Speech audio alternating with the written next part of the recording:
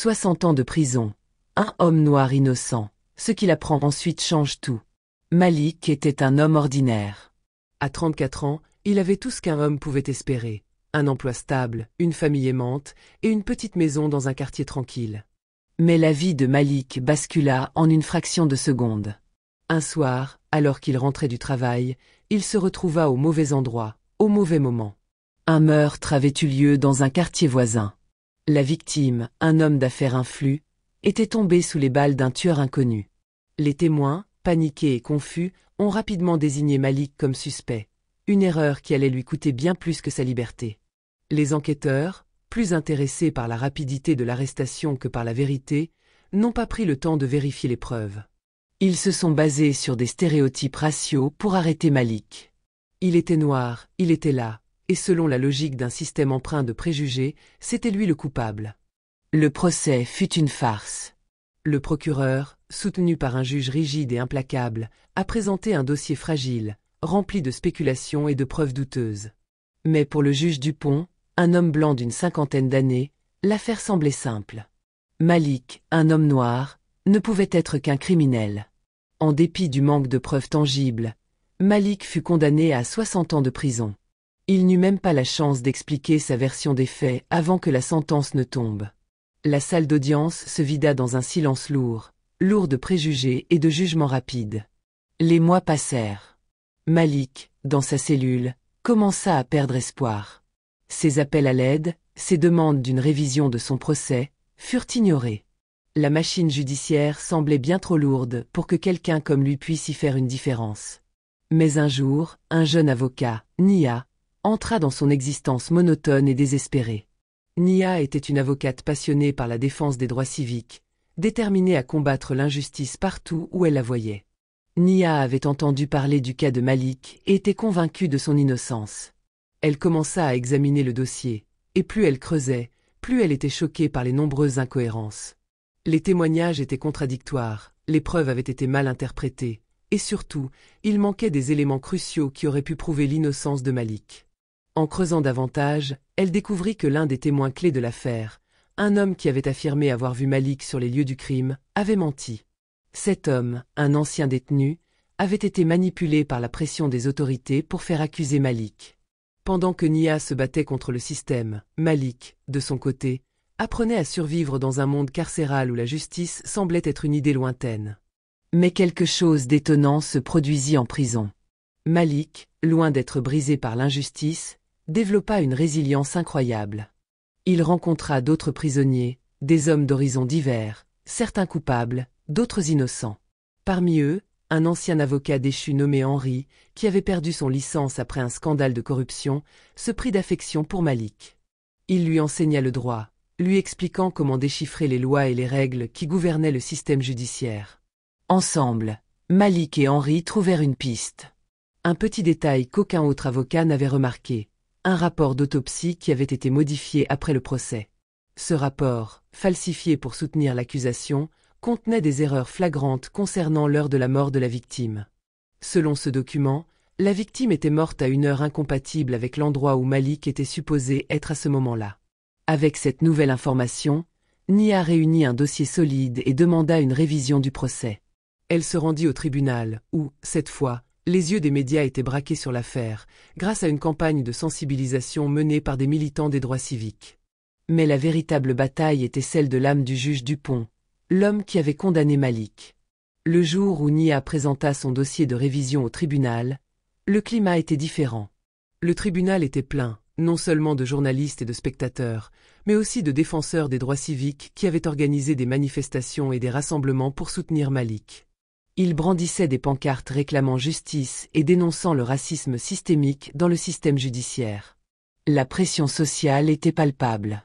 Les caméras filmaient chaque mouvement, chaque mot prononcé, et les experts juridiques qui avaient suivi l'affaire attendaient impatiemment les nouvelles preuves qui allaient être présentées.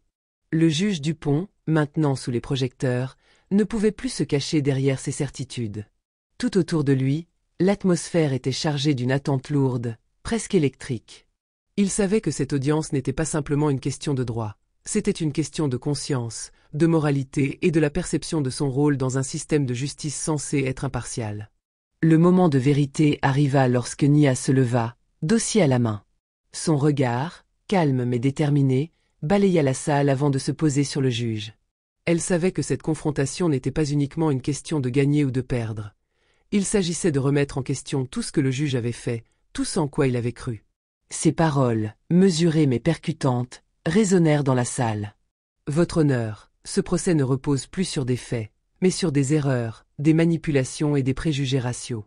Le rapport d'autopsie, falsifié pour soutenir l'accusation, montre clairement que Malik ne pouvait pas être le coupable. La vérité est là, sous vos yeux.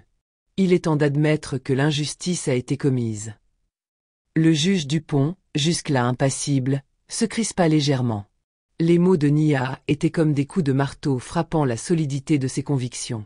Il avait toujours cru que ses jugements étaient justes, que son rôle était d'appliquer la loi avec rigueur. Mais aujourd'hui, il se rendait compte que cette rigueur avait été guidée par des préjugés, par une vision déformée de la justice. Chaque phrase de Nia l'ébranlait davantage. En elle, il voyait non seulement l'avocat déterminé, mais aussi l'incarnation d'une jeunesse impatiente de voir le monde changer. Et cela l'effrayait. Les preuves présentées étaient accablantes. Des témoins avaient été intimidés, des rapports falsifiés, des détails négligés. Nia avait fait un travail minutieux. Elle avait retrouvé des documents oubliés, des témoins clés qui avaient disparu dans les méandres du système. Et tout cela, au final, pointait dans la même direction. Malik était innocent. Mais la véritable bataille était celle de l'âme du juge Dupont. L'homme qui avait condamné Malik, avec la certitude d'avoir fait son devoir, se retrouvait à devoir affronter un monstre qu'il avait créé lui-même. Dans l'intimité de son bureau, quelques jours avant la réouverture du procès, Dupont n'avait pas pu échapper à ses pensées. La révision de ce procès le poussait à examiner ses propres actions, et il se sentait pris dans un tourbillon de doutes. Il revivait chaque moment du procès initial, la façon dont il avait accueilli l'accusation, la manière dont il avait traité Malik comme un coupable dès le premier instant, et surtout, sa propre incapacité à voir ce qui était sous ses yeux. Il se souvint de ses premiers mois sur le banc de la justice, de son orgueil de jeune juge déterminé à appliquer la loi avec rigueur.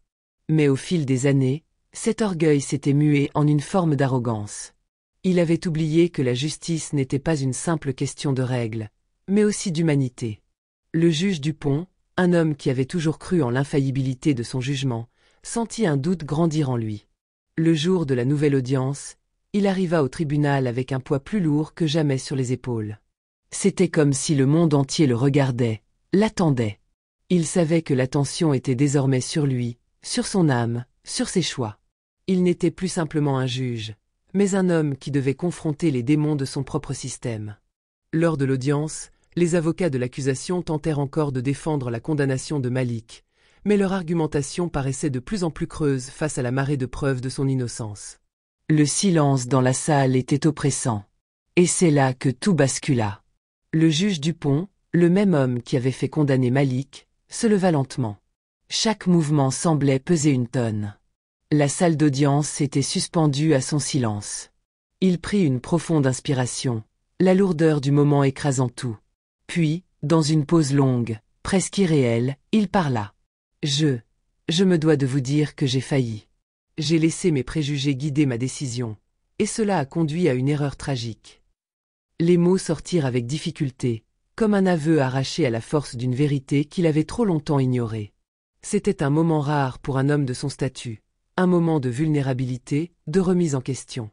Et pourtant, dans cette fragilité, quelque chose de profondément humain émergea. Les mots étaient lourds, mais leur impact était profond. La sentence fut annulée. Malik, après 6 longues années d'incarcération injustifiée, fut enfin libéré. Lorsqu'il sortit de la salle d'audience, ce n'était pas seulement la liberté qu'il retrouvait, mais la chance de renaître. Il était plus que l'homme qui avait été emprisonné à tort. Il était désormais un symbole, un homme forgé par l'injustice, mais non brisé par elle. La haine qu'il aurait pu ressentir s'était transformée en un désir de lutter, de rendre cette liberté plus significative. Le juge Dupont, quant à lui, fut contraint de faire face aux conséquences de ses biais raciaux et de ses erreurs de jugement. Bien qu'il ne fût pas destitué, il dut s'excuser publiquement, non seulement devant Malik, mais aussi devant la société qui lui avait donné la confiance de rendre la justice. Il s'engagea dans une série de séminaires sur les préjugés raciaux, un effort pour se rééduquer et comprendre les profondes failles de son système de pensée. Ce chemin de rédemption, bien que personnel, eut des répercussions dans le monde juridique. Le pays tout entier suivit cette affaire, et un mouvement de réforme du système judiciaire, en particulier en ce qui concerne les condamnations raciales, prit de l'ampleur. Malik, loin d'être simplement une victime, devint un défenseur de la justice. Il n'était pas content de retrouver sa liberté. Il voulait qu'aucun autre homme ne vive ce qu'il avait vécu. Il se lança dans une carrière d'avocat, déterminé à défendre ceux qui, comme lui, étaient pris au piège d'un système qui n'était pas fait pour eux. L'histoire de Malik, l'homme qui avait été condamné à 60 ans de prison, fut un symbole puissant. Ce qu'il avait appris au fil de ces années de lutte était simple mais profond. La vérité finit toujours par émerger, même au cœur de l'injustice. Malik devint un homme reconnu, non pas pour sa réhabilitation, mais pour sa force intérieure et son combat pour les autres. Le message qu'il portait ne se limitait pas à sa propre libération. Il s'agissait d'une libération collective, celle d'une société tout entière qui devait remettre en question ses propres démons.